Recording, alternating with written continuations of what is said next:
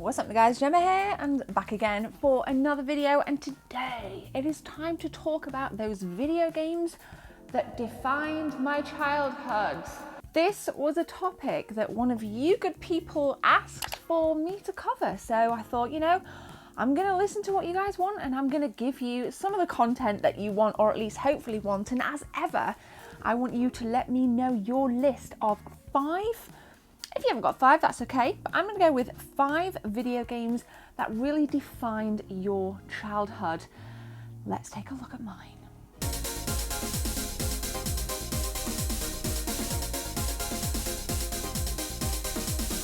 So my first game, unfortunately, I don't own.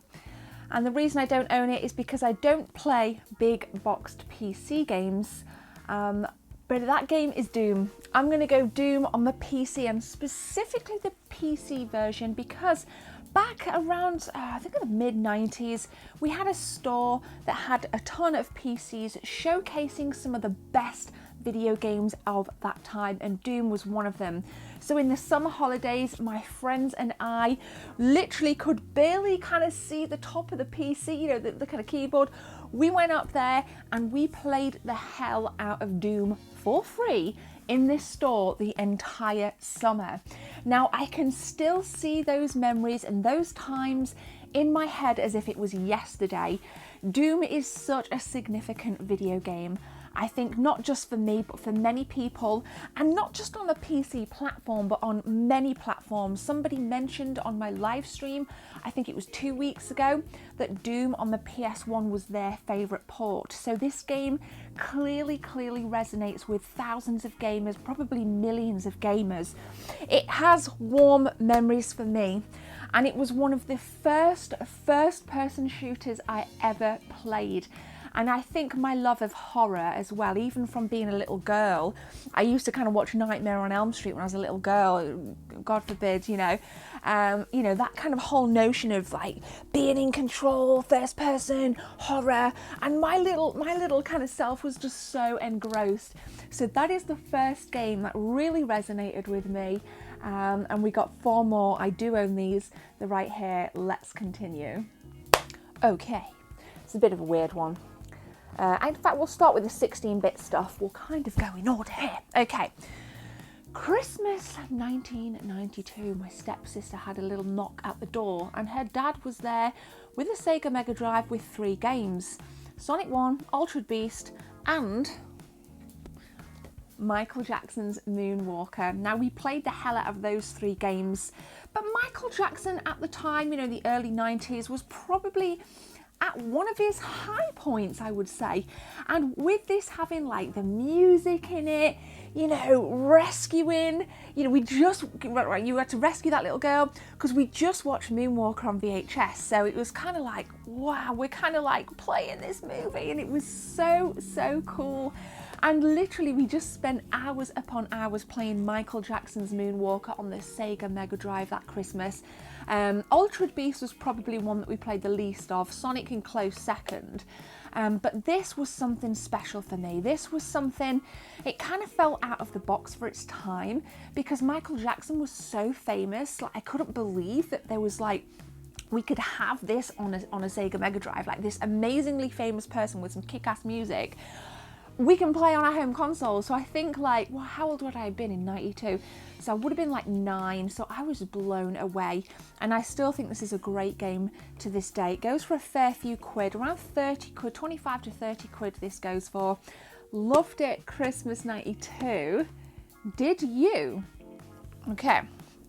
Next 16-bit title will probably come as no surprise to you guys that it is a Super Nintendo title.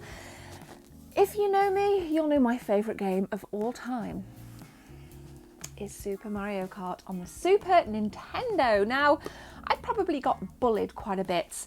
I dare say it was jovial bullying, but bullying nonetheless, for liking Super Mario Kart on the Super Nintendo.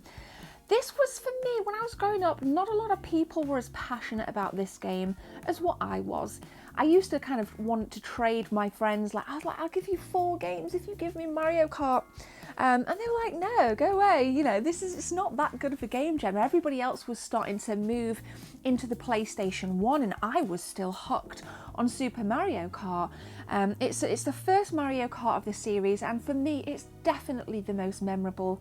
I absolutely adore this. My favourite thing to do of all time was to sit down with my friend Matt and play Balloon Battle on track 4.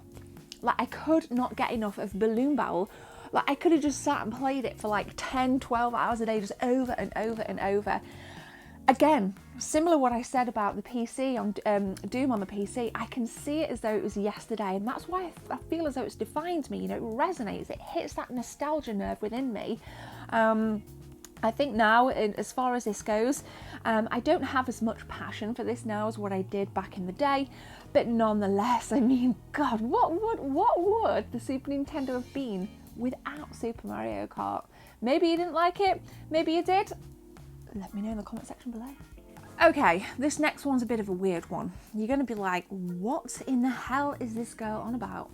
Because on the PlayStation 1, it's kind of a weird one, guys. Porsche Challenge. Now, it's weird for me to be a fan of a racing game, but back on the PlayStation 1, there were many racing titles that really gripped me, like Ridge Racer Revolution, Rage Racer, the Gran Turismo series, and a lesser talked about racer, Porsche Challenge.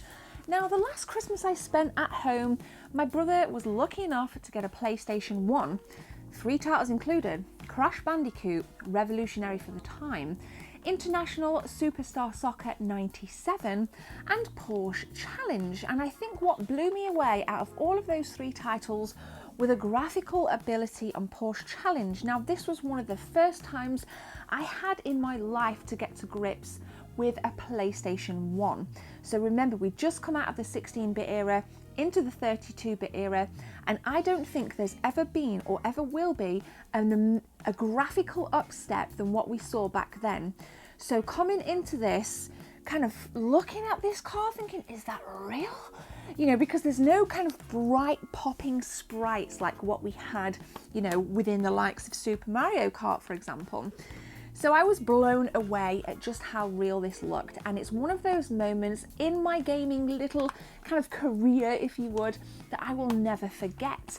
And from then I became hooked within the PlayStation era on graphics. I wanted realism, I wanted immersion, I wanted to feel blown away, and this was the first PlayStation game that made me feel blown away. I was absolutely hooked on it. So that is why I'm mentioning it now. Porsche Challenge, you probably didn't expect that. It's not my favourite PlayStation 1 title, and obviously after that we got the likes of the Resident Evil games, and then that became really important. But this, I guess, popped my graphical virginity. There we go, there's a term for you. So that is why I'm mentioning it in today's video. Okay, final game. We are launching ourselves on to the 64-bit era with the Nintendo 64. Now, this game is the best game of all time, according to reviewers. But is it the best game of all time for you? Guys, we are Ocarina of Time, the Legend of Zelda, Ocarina of Time. I'm gonna tell you guys how I first came to acquire this. I was working on a flower stall. I lived with my grandma and I did like a Saturday. I had a Saturday job. Remember them Saturday jobs? And I used to get £10 each shift. And then it was Christmas time. And this had just come out, and Woolworths was still open at the time, obviously. And I think I was like, what would I have been, 50? It was 15 at the time. And my boss, after my shift on this flower stall, gave me an envelope. And she said, thank you for the hard work this year. You know, we've had a good year.